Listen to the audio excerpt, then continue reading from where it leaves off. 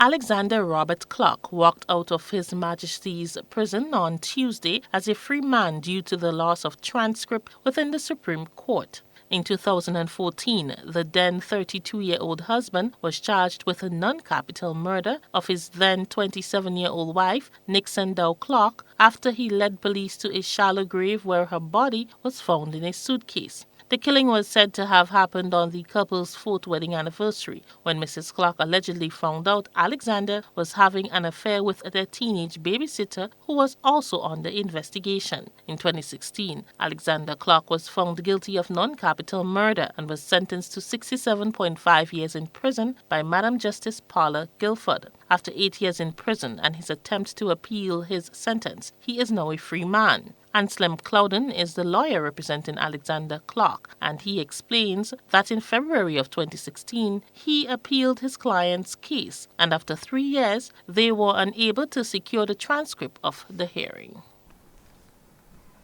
So the court made certain inquiries. What has become of the transcript?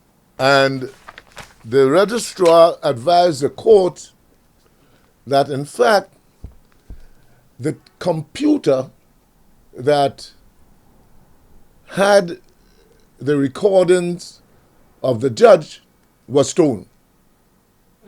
Stolen. Yeah.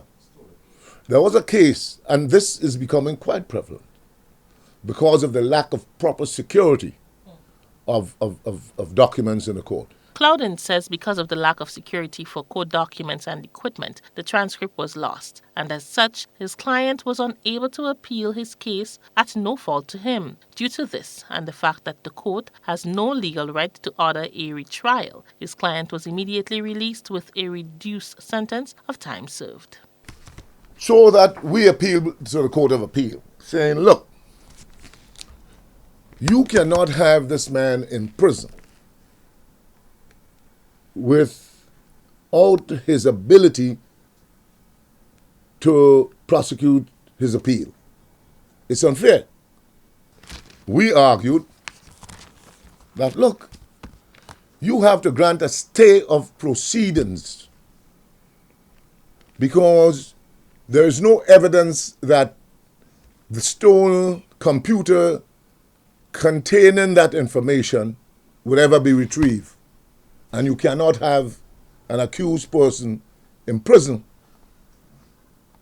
where he has appealed and his appeal cannot be heard because of the state's problem, not his. He had nothing to do with the disappearance of the computer.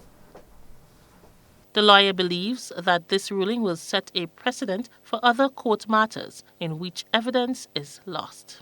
Notwithstanding the resistance from the DPP's office, Mr. Howard Pinnock, he came up with all kinds of alternatives he suggested to the court so that they could, if possible, they could come back and charge Mr. Thing again. Of course not.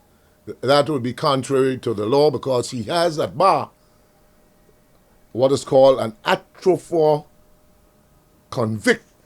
So he was convicted on the same evidence, and they can't use that evidence against him any further.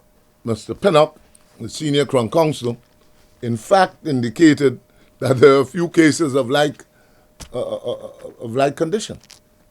And it is very likely that this case would be a precedent-setting case. For GBN News, I am Rena Pett Thomas reporting.